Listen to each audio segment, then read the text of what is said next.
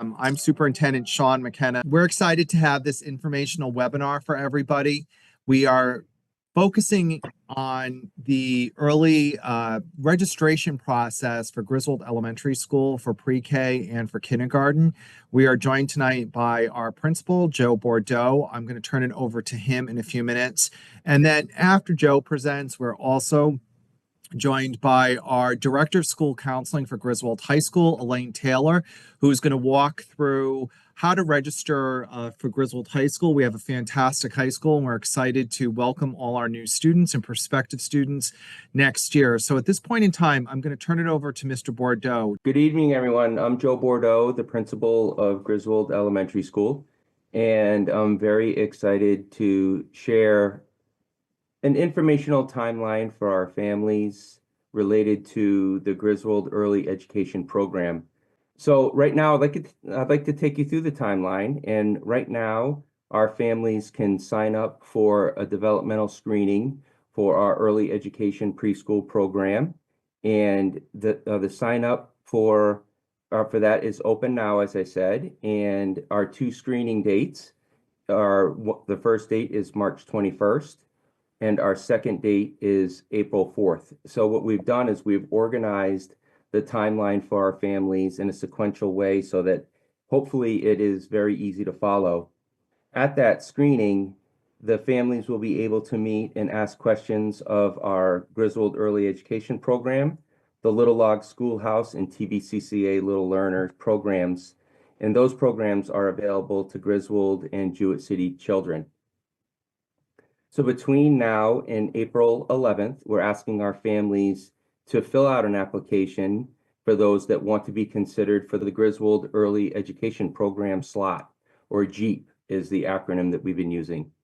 The application is available online, or we do have paper copies for anyone that's interested at the Griswold Elementary School. And the application is available on the Griswold Public Schools website. We have a link that'll take all of our families right to the form, and we've arranged the form and done it in a way that we hope that is pretty user-friendly and easy for our families to complete. By May 2nd, we're going to notify our families of acceptance into the program.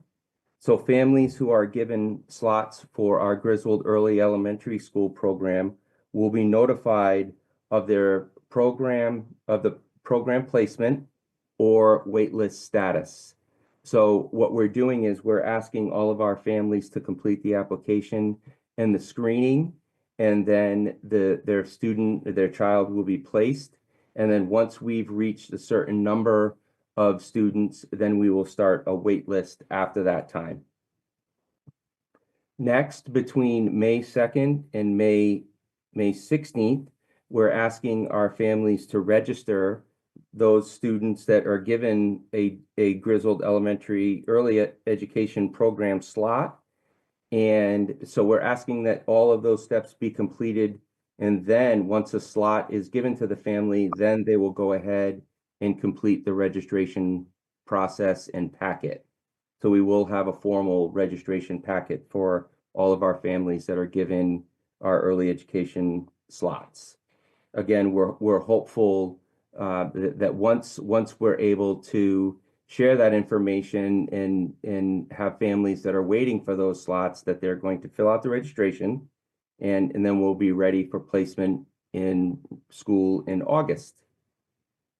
And I encourage anyone, if you have any questions at any time, that you can contact the Griswold Elementary School office, which is the information that's provided for you there. And also, if you want further information related to TVCCA Little Learners, the TVCCA information is there, and also Little Log Schoolhouse, in which we work extremely closely with both TVCCA and Little Log at Griswold Elementary School. We work very closely with them for informational purposes, for families that may be attending those programs that want their children to attend the Griswold Early Education Program. And we work very closely with them with our school readiness, early childhood team and collaborative. So we work very closely with them. If I have a child that was in another preschool program, like Little Logs, or I'm moving into town and I'm registering for kindergarten, can you or Miss Mata or somebody from your team talk to us about the registration process for kindergarten? Because I know some things have changed with the state of Connecticut. Yeah, thank you, Sean. As of last year, the state of Connecticut has moved the cutoff date for kindergarten to September 1st. The old cutoff date was at the end of, was January 1st. In Griswold, we have decided that any child that is of the age of 5 between September 1st and December 31st, January 1st, that family can apply for a waiver, and then they have a screening process that will take place at the elementary school. Jenna, certainly feel free to Yes, jump we're in. joined by Jenna Mata, one of our kindergarten teachers and also our teacher of the year. So I don't know if you guys want to sort of co-parent this right now. Jenna, do you have anything to add? I think Joe did a nice job kind of giving the overview. And I think one of the biggest pieces is if a family is considering that waiver option, the applications are up and running to complete those as soon as possible so that we can get those children screened. And then as far as registration goes, we'll be in touch with those next steps after that. Those two pieces are completed. Children who are not in that waiver months can feel free to sign up for a screening. We do like to screen all of our children prior to them coming in, just for best placement for classrooms and needs, and kind of balancing our classrooms as best as possible. So getting all that information in as soon as possible is really helpful to us so we can plan. So thank you, Jenna. There's a question in the chat, and if you have questions, please raise your hand or put them in the chat. We'll recognize you. Is there tuition for preschool, and where can I access the tuition rates? I don't know if Jenna, Joe wants to answer that. I'm happy to answer it. Yes, we do have tuition for our preschool students, and that information would be able to share with you through, if you call the school, call Griswold Elementary School, we would be able to share that information with you and have documentation that we'd be able to provide for you. And Joe and Jenna, correct me if I'm wrong, we do have tuition on a very sliding scale, so it's very affordable for families, correct? That is correct. And I believe you and Jenna worked on, I don't know, on our website, isn't there a access point where people can go to the Griswold Early Childhood page? There is. If you go to the Griswold Public Schools website and you look specifically, there is a Griswold Early Education Program tab that you'd be able to see, that you can access all the information that we reviewed this evening.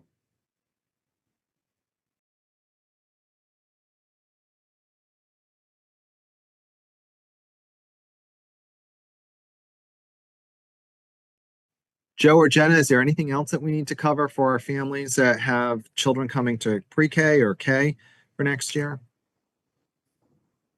All of the information going into K and the waivers is also on the website. And there is like a little video explaining it, and additional resources for families. I just want to stress that if anyone has any questions at any time, please don't hesitate to contact us at Griswold Elementary School.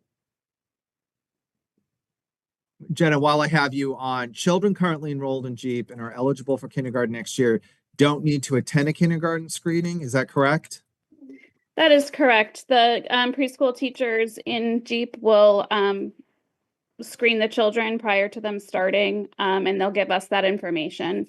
And then it will really be up to the families to decide, and with, in conjunction with the teacher, what you're feeling is best for your child. There is a question from Adam. Yes, Wolverines Forward is able to take preschoolers. So Adam, the way that works, and that's I think we could all agree, a valuable program that fills up quickly for preschoolers. Right now, it's currently fully enrolled. If you have a child that is in the afternoon session, we have a Wolverines pre-K program for the morning session. And likewise, if you have a student that goes to preschool in the morning session, we'll have an Wolverines offering in the afternoon. And we do have what I think is a fantastic early child program with Wolverines Forward. They can the students can be dropped off early, and we have an afternoon program that helps our working parents. Did I miss anything with that, Jenna or Joe? No, nope. It's been a wonderful program for our preschool age students and their families. At this time, we're a little ahead of schedule, but I'm going to turn it over to Elaine Taylor, who is our Director of School Counseling at Griswold High School and one of our point people for registration for Griswold High School, particularly with 8th grade students who are looking at Griswold as a possibility in the fall. And we hope you join us. Ms. Taylor has been out to all of the sending towns from Lisbon, Voluntown, Norwich, as well as Sprague and Canterbury and Preston. So at this point in time, I'm going to turn it over to Ms. Taylor, who's going to talk to you about the registration process that we've been working on to streamline for families and students for Griswold High School. Ms. Taylor. Thank you, Mr. McKenna. Good evening, everyone. At Griswold High School, we have the privilege of being a choice school, as Mr. McKenna mentioned, of 7 different sending towns. We are a school of just over 600 students, and approximately a third of our student body is made up of students from our sending towns. So it's a good portion of our student body. We recognize that the move from middle school to high school, while exciting, might also produce a little bit of angst. The last time you maybe registered your student was kindergarten, and now here we are, fast forward, we are talking about high school. So my intention is to provide you with an overview about the registration process and answer any questions you may have. I'm going to share my screen so I can walk you through some of what I'm talking about. Okay, thumbs up. Thank you, Mr. McKenna. So the very first step is to complete our class of 2029 interest form, which is located on our high school website. You can get there by hovering over YGHS and then click on high school registration, which will land you on this page. And if you just scroll down a bit, it's this class of 2029 interest form. It should only take a minute to fill out. It's just some basic information, but that's the first step in the process. And that once it's submitted, Darlene Melgi, our administrative assistant in our school counseling office, will receive that information and be able to connect with you and provide you with that registration packet, which is a checklist.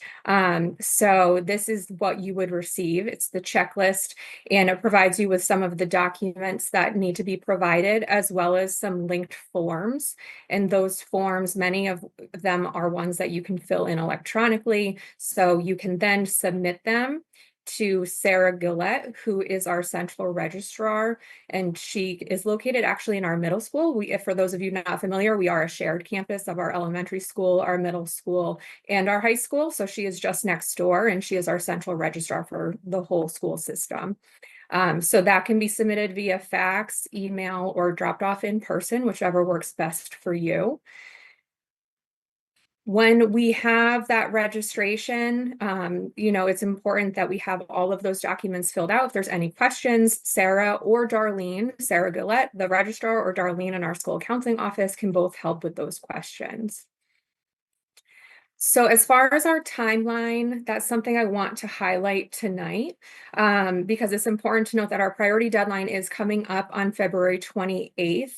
Having your students' registration completed by that time really helps us out quite a bit. It aligns seamlessly with our scheduling timeline.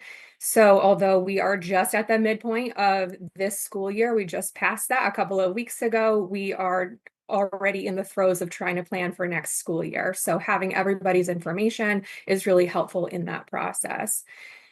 Once we have your students' information, and after that February 20th deadline, we'll then move into obtaining course recommendations from all of those sending town middle school teams.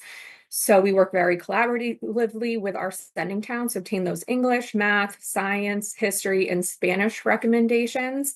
And then at the end of March into early April, I'll be visiting all of our sending town middle schools to work directly and meet directly with students to work on their elective selections, which is always a very exciting time for students as they have many more elective choices heading into high school. Both the core recommendations with the high school schedule, both those core recommendations and the elective selections, having all of that information gets factored into creating our master schedule. And so our goal, of course, is always to meet the needs and interests of our students. So if we have all that information in our system, that helps us create the best schedule possible. Sometimes students change their minds or circumstances change. So if you don't meet that February 28th deadline, please know that we're still accepting registrations beyond that time. Our next extended registration deadline is on April 2nd. And then, that still aligns with our timeline of working with our middle school teams. And also I can work with students to get their elective selections. And then we do have a summer registration deadline as well, April or August 15th. But, really at that point, the schedule is created. So we really like to have that information prior to the summer so that we can use all of that information to create the schedule. So we do encourage our, any prospective student to visit us from November through March. We have our shadowing opportunities. So once per month, we have been hosting students from our sending towns. They are matched with a student, a current 9th grade student at our high school who hopefully share similar interests or they get to just spend a day as a Wolverine. And it's always a fun time to see those new students. They're excited, they're a little bit anxious, but at the end of the day, they always seem to have had a great day, and it helps with that transition. Outside of those shadowing opportunities, we also encourage to just get on campus, come to a sporting event, come to our spring musical, or any other of those events that we are hosting on campus. If you have any questions, please don't hesitate to reach out to us in the school counseling office. We can be reached at 860-376-7640. Feel free to email us. All of our information is on our website. But if there's any questions now, I'm happy to answer those as well. Thank you, Ms. Taylor. There is one in the chat. Pretty practical. If my student attends Griswold Middle School, do we need to apply? You do not need to apply. Yeah, so that registration will carry right over from the middle school, and Mrs. Scholl will work with all of the 8th graders in that elective selection process as well. And then, of course, we get those core recommendations from the current 8th grade teachers from our middle school. I just had a private message. If a student is coming from, let's say, Norwich or Lisbon, Voluntown, Sprague, Canterbury, Preston, is there some kind of induction process to get them familiarized with the campus and with the high school so that they're just not starting on day one in a school of 600 students where they may have come from a middle school or an 8th grade class with 40, 45? Yes, we have our orientation in August as well. So that will be an opportunity. Mr. Howe coordinates that, our associate principal, and that's an opportunity for the entire incoming 9th grade class, as well as any other new students to district, to orient themselves with the school. It's a time to go over their lockers, practice those. Sometimes students haven't had to use a locker. So that's always a point of anxiety, I think, for students, is just getting into their lockers, knowing that on day one, when all the students are there, they can get in there, they can check out where all the classes are, meet some current students. It's really a great day and opportunity for students to get in there as part of that transition. Thank you. I didn't know if there's any, what information do you have about, there's another one I've received, a direct message. If you have a student that has exceptionalities or special needs, is there information that parents can pursue either on the website or with the school counseling or the student services department? Yes, absolutely. So you can certainly, I would encourage you to reach out to us directly or to Christopher Tramplin, who is our Director of Student Services, and he is able to help with any questions that we have, just depending on what those questions are pertaining to the student. We can help with that. And I know we're also joined by the Assistant Director, Mrs. Swarren. I didn't know if she wanted to jump in. I had another question. I don't know if you can answer it or Ms. Swarren. If I have a student who might be interested in Griswold Sewell Street Academy, does the same registration process apply? It does, yes. It's just that with the Soul Street, we would want to connect directly with Mr. Champlin, and Ms. Warrens, just so that they're able to review what the services are for that student and make sure that that's a good fit. But they take a really personalized approach, which is always appreciated, to make sure that it's the best fit for the student. Another question that came my way, if we have students who are interested in fall sports and they have registered, and we know that some of those preconditioning activities happen in the summer, how do they learn about that?